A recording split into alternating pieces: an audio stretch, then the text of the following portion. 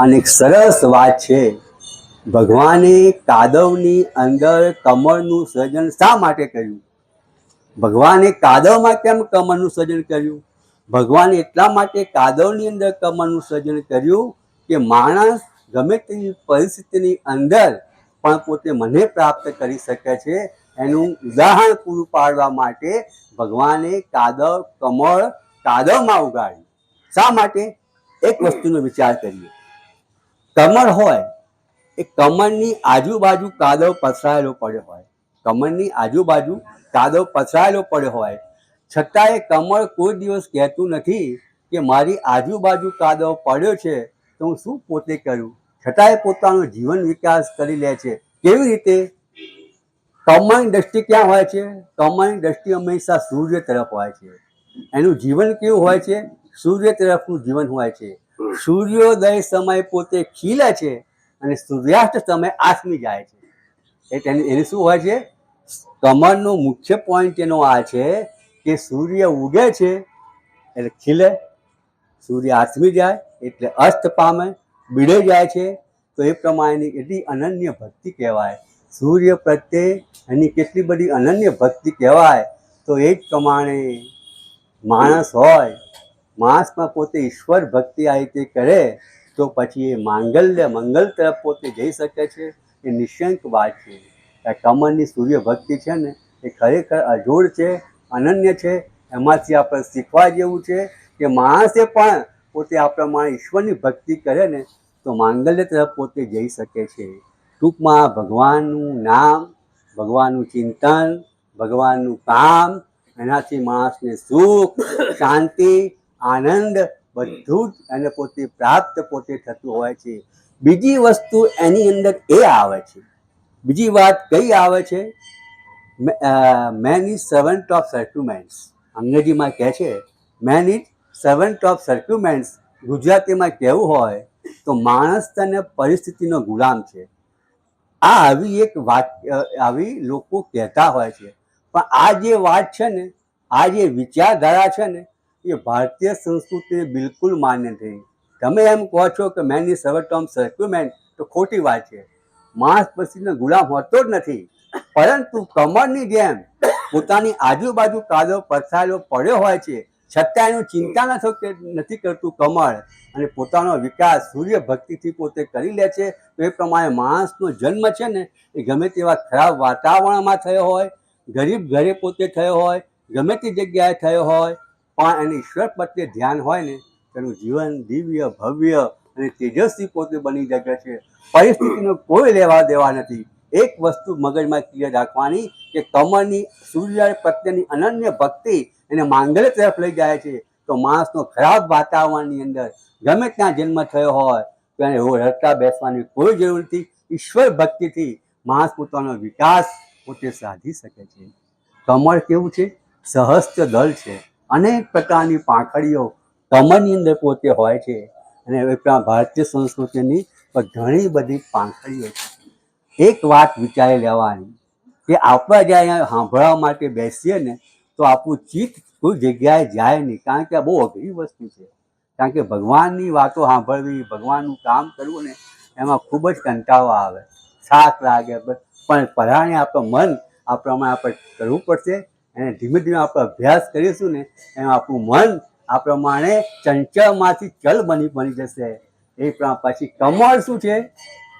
આ બધી વાતો કેમ કરવાની કે આ બધી કોઈ વસ્તુને આપણે જોઈએ, પ્રતીક એટલે શું? આપણે કમળને જોઈએ ને તો કમળના ગુણો આપણને યાદ આવે. મહાશિવરાત્રિની વાત કરીએ તો શિવજી ભગવાન પોતે યાદ આવે. જન્માષ્ટમીની વાત કરીએ તો ભગવાન શ્રી કૃષ્ણ આપણને યાદ આવે. આ બધું આપણે સાંભળેલું હોય ને તો એનું સ્પષ્ટ ચિત્ર છે ને એ આપણી મગજની અંદર અંકિત પોતે થઈ જાય છે. કમળ એ સૌંદર્યનું પ્રતીક છે. કમળ છે ને એ સૌંદર્યનું પ્રતીક છે. આપણા જે કવિઓ છે ને એ કવિઓએ પોતાના સાહિત્ય શાસ્ત્રની અંદર દરેક વસ્તુને કમળની ઉપમા આપી છે. શેની ઉપમા આપી છે? કમળની ઉપમા આપી છે. અને આપણા જે ઋષિમુનિઓ હતા એ ઋષિમુનિઓ પણ શું કર્યું? ભગવાનનું પૂજન કેવી રીતે કર્યું? હસ્ત કમળ, જાણ કમળ, વદન કમળ, નયન કમળ આ રીતે ભગવાનના અવયવોનું આપણા ઋષિમુનિએ આ પ્રમાણે કહીને પૂજન પોતે કર્યું છે. આપણા ભારતીય વાસ્તુશાસ્ત્રની અંદર અને સ્થાપત્ય શાસ્ત્રમાં જુઓ ને તો ઠેર ઠેર કમળ નજર પડે છે. આપણું જે ભારતીયનું સ્થાપત્ય એટલે મંદિરમાં તમે જાઓ તો આપણે ઠેર ઠેર કમળ, વાસ્તુશાસ્ત્ર એમાં કમળ આપણા નજરે પોતે પડે છે. અને એવું કહેવામાં આવે છે કે સાહિત્યની અંદરથી જો કમળને બાદ કરી નાખવામાં આવે ને, સાહિત્ય શાસ્ત્રની અંદર જો કમળની બાદબાકી કરવામાં આવે ને તો શું થાય છે?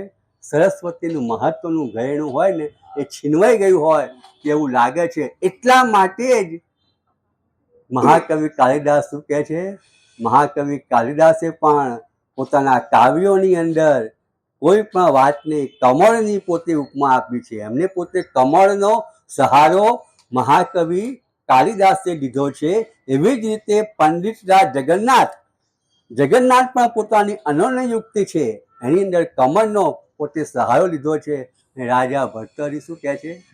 રાજા ભર્તૃહરિ કહે છે કે કમળ વગરનું સરોવર જોઈને મારા હૃદયની અંદર જબરજસ્ત વેદના ઉપડે છે, સૂર ભોંકાય છે કે કમળ વગરનું સરોવર મને જોવું પણ ગમતું નથી.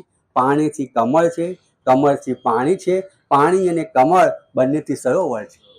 પાણીથી કમળ છે, કમળથી પાણી છે, પાણી અને કમળ બંનેથી સરોવર છે. આવી સરસ ત્રણે ત્રણ મહાકવિ કાલિદાસ, જગન્નાથ અને આ જ પ્રમાણે રાજા ભર્તૃહરિ આ પ્રમાણે પોતે વાત કરે છે. જે કમળ છે એનો કેટલો બધો આ પ્રમાણે મહિમા પોતે છે. ટૂંકમાં આપણે રીતે વાત કરી શકીએ કે જે કમળ જે છે ને એ કમળની શોર્ટમાં વાત કરી નાખીએ આપણે કે અનાશક્તિનો આદર્શ એટલે કે નરસિંહ મહેતા, માંગલ્યનો મહિમા એટલે કે જેની દ્રષ્ટિ હંમેશા સૂર્ય તરફ હોય છે, માંગલ્યનો મહિમા, પ્રકાશનું સર્જન એટલે એને પ્રકાશ આપણને મળે છે. ત્યાર પછી આ બધી વાતો કમળમાં રહી છે. આ બધી વાતો રહેવાના પરિણામે આપણા જે દેવો છે ને એને કમળનો સ્વીકાર કર્યો છે. આટલી બધી વાતો કમળની અંદર છે. પ્રકાશનું પૂજન છે, સૌંદર્યનું સર્જન છે, જીવનનું દર્શન છે, માંગલ્યનો મહિમા છે, અનાશક્તિનો આદર્શ છે. એટલા દેવોએ શું કર્યો? કમળનો સ્વીકાર કર્યો. એટલે આપણે શું કહીએ છીએ? આપણે બ્રહ્મા જે છે ને એ બ્રહ્મા શું કહેવાય? બ્રહ્મા કમલાસન કહેવાય. બ્રહ્મા છે એ કમલાસન કહેવાય. વિષ્ણુ છે એ કમલ હસ્ત કહેવાય. અને લક્ષ્મીજી છે એ કમલજા કહેવાય. અને આકાશની અંદર જે સૂર્ય આપણે ફરે છે, ઉગે છે, આથમે છે એને રક્ત કમળ કહેવાય. એને શું કહેવાય? રક્ત કમળ કહેવાય. બ્રહ્મા કમલાસન છે, વિષ્ણુ કમલ હસ્ત છે, લક્ષ્મીજી કમલજા છે અને આ પ્રમાણે સૂર્ય રક્ત કમળ આ પ્રમાણે પોતે છે. ટૂંકમાં કમળની ઉદ્દેશની સરસ મજાની પોતે વાત પણ કરવામાં આવી છે. હે કમળ, ખરેખર તું ધન્યવાદને આ પ્રમાણે પોતે પાત્ર પોતે છે. એટલે કમળની જે વાતો છે આ પ્રમાણે વાતો છે.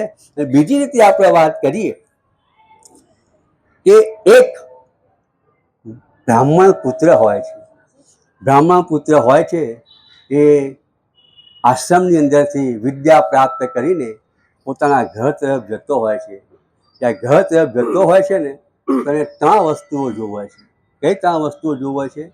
એક ખેડૂત હોય છે ને, એક ખેડૂત હોય છે એ સોનાની તપેલી હોય છે. કઈ? સોનાની તપેલી હોય છે અને ચંદનના લાકડા હોય છે. એ સળગાવીને અંદર કંઈ રાંધતો હોય છે. સોનાની તપેલી અને ચંદનના લાકડા, અને સુવાસ કેટલી ચંદનના લાકડાની આવે. એટલે વિચાર કરે છે કે આ ખેડૂત સોનાની તપેલી અને ચંદનના લાકડા બાળીને શું પકવે છે અંદર, કે આટલી બધી વસ્તુ શું પકવતો હશે એવું એને થાય છે. એટલે પછી એને પૂછે છે કે ભાઈ તું સોનાની તપેલીને ચંદનના લાકડાને કેમ શું એમાં તે શું રાંધે છે? કે એની અંદર હું કાંદાનું શાક બનાવું છું, એની અંદર ડુંગળીનું શાક બનાવું છે. હવે આટલી ઊંચી કપાળની વસ્તુઓ એમાં તું ખાલી કાંદાનું શાક બનાવે છે. પછી બીજો હોય છે, બીજો જે ખેડૂત હોય છે એના ત્યાં આગળ પોતે જાય છે. એનામાં શું હોય છે? સોનાનું હળ હોય છે અને ચાંદીની કોસ હોય છે. અને ખેતી કરતો હોય છે. સોનાનું હળ હોય છે, ચાંદીની કોસ હોય છે, એ પોતે ખેતી કરતો હોય છે. પછી એને પૂછે છે કે સોનાનું હળ છે, ચાંદીની કોસ છે, તો ખેતરમાં શું વાવે છે કે? તો એ કહે છે કે જુઓ, હું ખેતરની અંદર આંકડાનું વન તૈયાર કરું છું, આંકડાનું વન તૈયાર કરું છું. કે પેલો બ્રાહ્મણ કે ખરેખર બધા મૂર્ખ માણસો અહીંયા ભેગા થયા છે. પણ આગળ જાય છે તો ત્રીજો જગ્યાએ પોતે જાય છે, તો એક ખેડૂત હોય છે ને, એક પોતાના ખેતરની ફરતે કપૂરની વાડ કરતો હોય છે. કપૂરની વાડ કરતો હોય છે કે ભાઈ તું કપૂરની વાડ શા માટે કરે છે? કે અમારે કૂતરાની સાચવવાના, કે આ કૂતરા છે એને સાચવવા માટે હું કપૂરની વાડ કરું છું. એટલે પેલા બ્રાહ્મણ પુત્રને થાય છે કે આ ત્યાં જબરજસ્ત મૂર્ખ માણસો પોતે છે. સોનાની તપેલીની અંદર ચંદના લાકડા વડે કાંદાનું શાક બનાવે છે. તો એક્ઝેક્ટ આપણે આમાં શું બોધપાઠ લેવાનો કે ભગવાને આપણને સોનાની તપેલી જેવું જીવન આપ્યું છે. સોનાની તપેલી જેવું આપણને બધાને પોતે જીવન પોતે આપ્યું છે, અને ચંદનના લાકડા જેવું શરીર આપણને આપ્યું છે. તો આપણે ઉપયોગ શું કરીએ છીએ? એ ભોગ ભોગવવામાં. એ ડ્રિંક એન્ડ બી મેરી, ખાઓ પીવો મજા કરો, દેવું કે દૂધ ઘી ખાઓ, મર્યા પછી કોણ જોવાનું છે, ભગવાન છે કે કેમ એની પણ શંકા છે. એટલે કે સોનાની તપેલી જેવું ભગવાને જીવન આપ્યું, અને ત્યાર પછી આ બધા ભોગો એવા છે ને. રાજા ભર્તરી સરસ મજાની પોતે વાત કરે છે કે ભોગો છે ને, માણસ ભોગવાઈ જાય છે, પણ ભોગો એવા ને એવા તાજા માજા રહે છે. આપણે ગયડા થઈ જઈશું તો ભોગો છે ને એવા તાજા માજા પોતે થાય છે. તો સોનાની તપેલી અને શરીર, એ સોનાની તપેલી શું, ભગવાને આપણને શરીર આપ્યું છે, માનવ શરીર આપણને બધાને પોતે આપ્યું છે. અને આપણે પણ આ પહેલી વાત આવી છે એની પાસેથી શીખવા જેવું છે. પછી બીજી વાત આવી છે કે ચાંદીનું હળ અને સોનાનું હળ અને ચાંદીનું કોસ, એના પરથી આંકડાનું વન વપરાશની ખેતી કરતો હોય છે.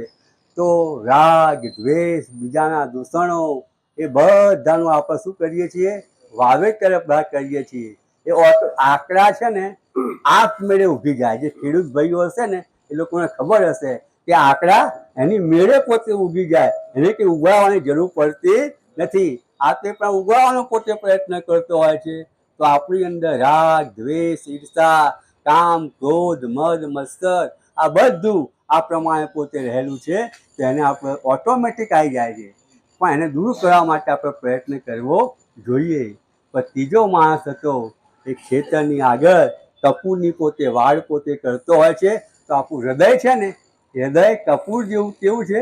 સુગંધિત છે. ભગવાને આપણને મન બુદ્ધિ સ્વતંત્ર આ પ્રમાણે પોતે આપ્યા છે. તેનો ઉપયોગ પણ આપણે તે પોતે કરવો જોઈએ કે આપણું હૃદય પણ કપૂર જેવું સુગંધિત બનાવવા માટેનો આ પ્રમાણે પોતે પ્રયત્ન પોતે કરવો જોઈએ. આ કમળની આ ત્રણ જે મૂર્ખ માણસો હતા એ ખરેખર મૂર્ખ હોતે નહીં, એના કરતાં વધારે મૂર્ખા આપણે છીએ. બ્રાહ્મણ પુત્રે કીધું કે આ મૂર્ખ તો છે, પણ સૌથી વધારે મૂર્ખ તો હું છું કે આ ત્યાં વસ્તુઓથી પાછળથી આપણે આ પ્રમાણે બધું પોતે શીખવા જેવું પોતે છે. બીજી રીતે આપણે વાત કરી શકીએ